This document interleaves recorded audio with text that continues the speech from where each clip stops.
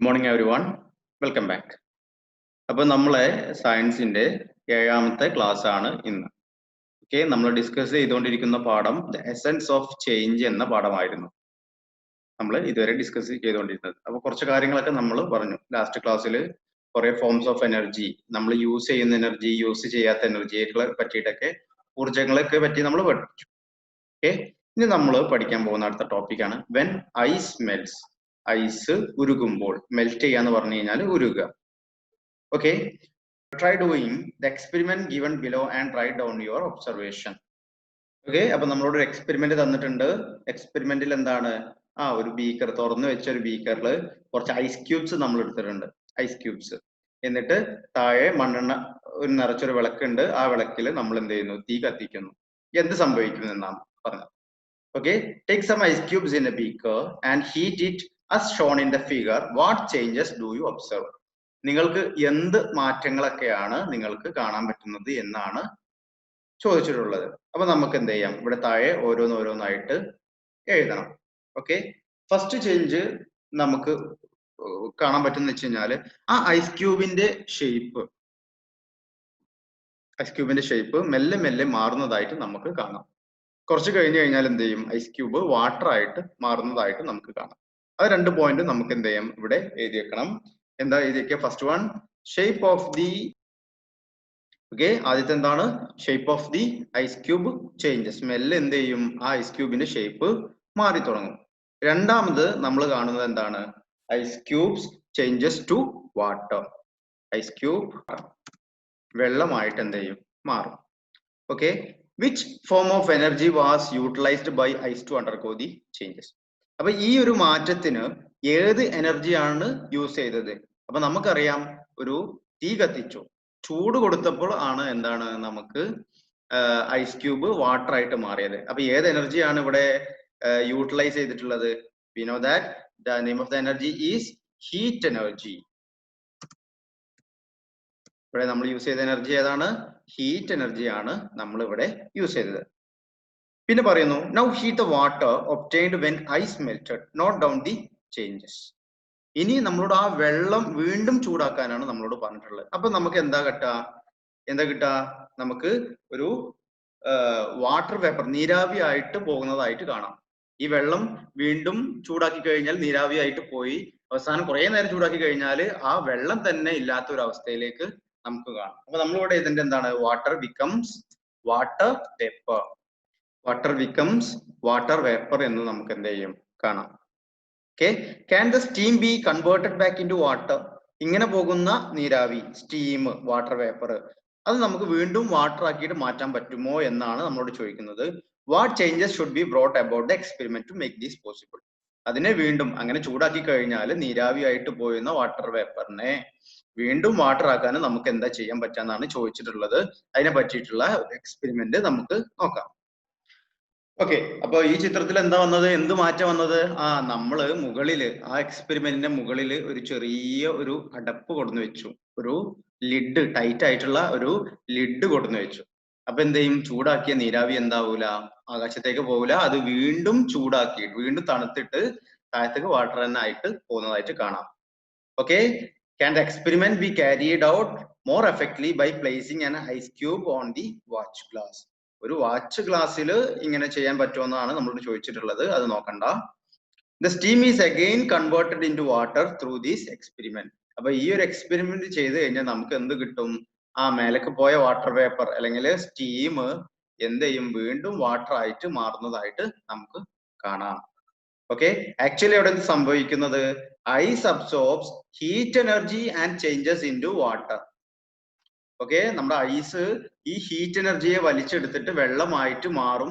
It's liquid state. ചൂടായി കഴിഞ്ഞാൽ അതിന്റെ ലിക്വിഡ് സ്റ്റേറ്റിലാവും. നമുക്കറിയാം 3 സ്റ്റേറ്റ് അറിയാം: സോളിഡ്, ലിക്വിഡ്, ഗ്യാസ് എന്നുള്ള സ്റ്റേറ്റ് നമ്മൾ ചെറിയ ക്ലാസ്സുകളിലൊക്കെ പഠിച്ചു. അപ്പൊ എന്ത് ചെയ്യും? ചൂട് ഹീറ്റ് അബ്സോർബ് ചെയ്തിട്ട് അത് വാട്ടർ ആയിട്ട് ഐസ് ഹീറ്റ് അബ്സോർബ് ചെയ്തിട്ട് വാട്ടർ ആയിട്ട് മാറും. അതിന് ലിക്വിഡ് സ്റ്റേറ്റ് ആണ്. Water further absorbs heat energy and converted into steam. വീണ്ടും ആ വാട്ടർ ഹീറ്റ് എനർജി വീണ്ടും വലിച്ചെടുത്തിട്ട് സ്റ്റീം ആയിട്ട് മാറും. When steam loses heat energy, it again converts into changes into water. ആ വലിച്ചെടുത്ത സ്റ്റീമിന് അതിന്റെ ഹീറ്റ് എനർജി നഷ്ടപ്പെടുമ്പോൾ അത് വീണ്ടും വാട്ടർ ആയിട്ട് മാറും. വീണ്ടും ഹീറ്റ് എനർജി നഷ്ടപ്പെട്ട് കഴിഞ്ഞാൽ എന്തായിട്ട് മാറും? അത് ഐസ് ആയിട്ട് തന്നെ മാറും. ഇതൊക്കെ ഓരോരോ സൈക്കിൾ ആയിട്ടാണ് നമുക്ക് എന്ത് ചെയ്യുന്നത്? വർക്ക് ചെയ്യുന്നത്. ഓക്കെ, പ്രധാനപ്പെട്ട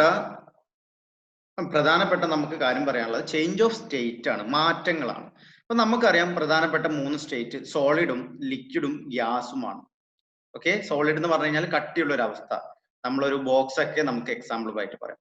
ലിക്വിഡ് എന്ന് പറഞ്ഞു കഴിഞ്ഞാൽ ഒഴുകാൻ കഴിയുന്ന ഒരു അവസ്ഥയാണ് ലിക്വിഡ്. ഇപ്പൊ നമ്മളെ വാട്ടർ, പലതരം വാട്ടറും വേറെ ലിക്വിഡ്സ് ഒക്കെ നമുക്ക് എന്താണ് ആ സ്റ്റേറ്റിലാണ്, ഒരു ലിക്വിഡ് സ്റ്റേറ്റിലാണ് നമുക്ക് പറയാം. മൂന്നാമത് ഗാഷ്യസ് സ്റ്റേറ്റ്, ഗ്യാസ് രൂപത്തിലുള്ള സ്റ്റേറ്റുകളാണ് നമ്മൾ ഗാഷ്യസ് സ്റ്റേറ്റ് എന്ന് വിളിക്കുന്നത്. ഓക്കെ, അപ്പൊ നമുക്ക് എന്താ മനസ്സിലാക്കേണ്ടത്? Substance undergo change of state when they absorb or release adequate heat energy. ഇതാണ് നമ്മുടെ ഏറ്റവും ഇമ്പോർട്ടന്റ് ആയിട്ടുള്ള പോയിന്റ്. എന്താണ്? എല്ലാ വസ്തുക്കളും അവർക്ക് ആവശ്യമായിട്ടുള്ള ഹീറ്റ് എനർജി വലിച്ചെടുക്കുകയോ റിലീസ് ചെയ്യുകയോ ചെയ്ത് കഴിഞ്ഞാൽ അവരുടെ സ്റ്റേറ്റിന് മാറ്റം ഉണ്ടാവും, അവരുടെ അവസ്ഥക്ക് മാറ്റം ഉണ്ടാകും. On absorbing heat energy they change from solid state to liquid state.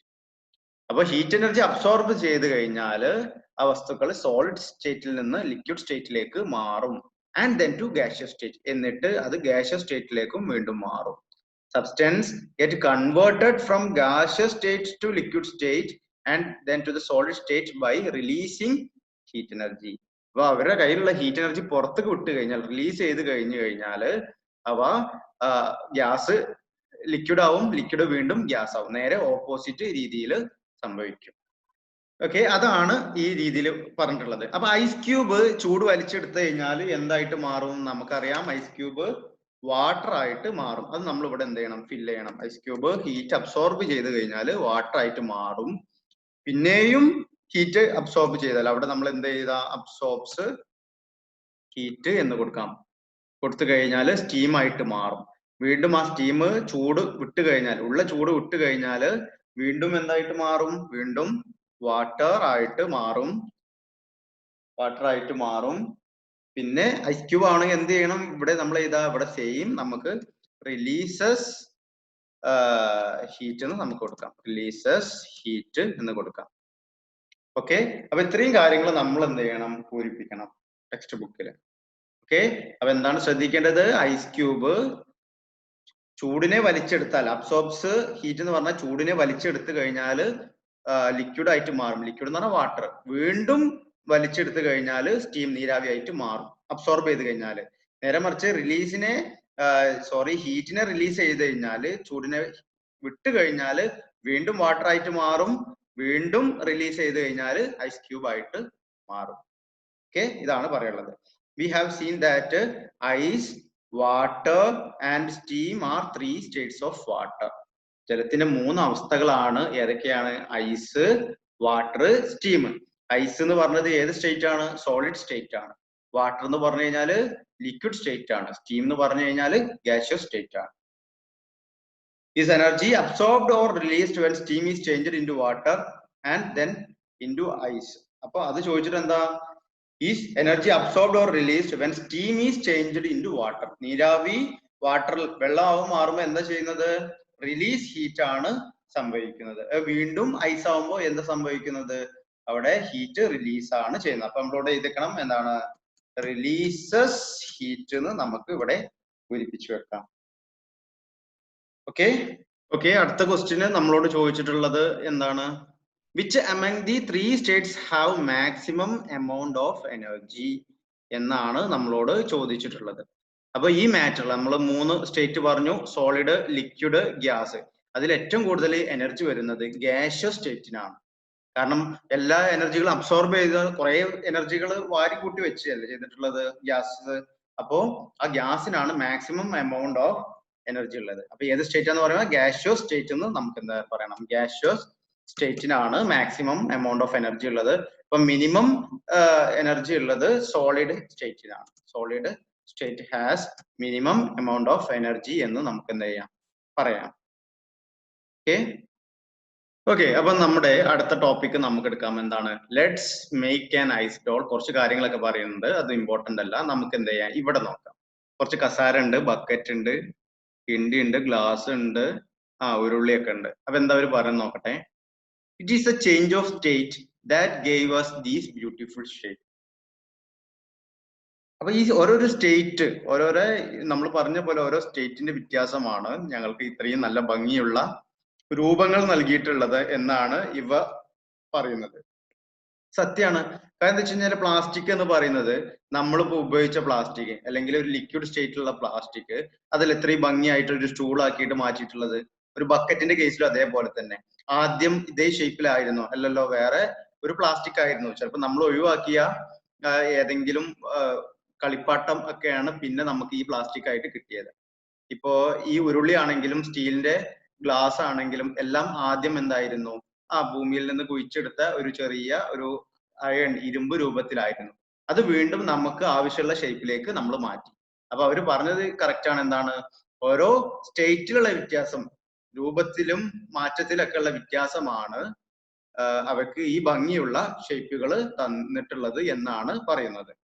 Okay, അപ്പൊ നമുക്ക് കുറച്ച് സിറ്റുവേഷൻസും അവ മാറ്റം വരുന്ന ഷേപ്പുകളെ പറ്റിയിട്ടും ഇവിടെ പറയുന്നുണ്ട്. അത് ഏതൊക്കെയാണെന്ന് നമുക്ക് എന്ത് ചെയ്യാം നോക്കാം.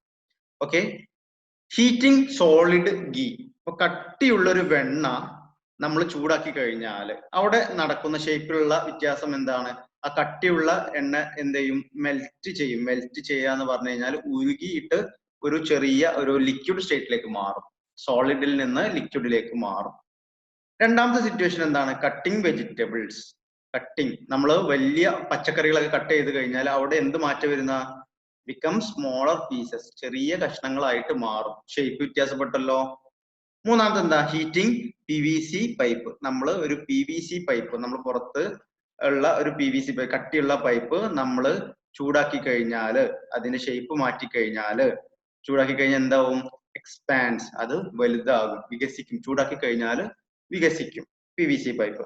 നാലാമത്തെ മെഴുക്, നമ്മൾ മെഴുകുതിരിയൊക്കെ ഉണ്ടല്ലോ, ആണ് വാക്സ് എന്ന് പറയുന്നത്. അപ്പൊ അത് ചൂടാക്കി കഴിഞ്ഞാൽ എന്താ? അതും സോളിഡ് ഗീ പോലെ ഉരുകിയിട്ട് മാറും, ഷേപ്പ് മാറും. നാലാമത്തെ എന്താണ്? Tearing paper. പേപ്പറുകൾ നമ്മൾ കീറി കഴിഞ്ഞാൽ എന്ത് സംഭവിക്കുക?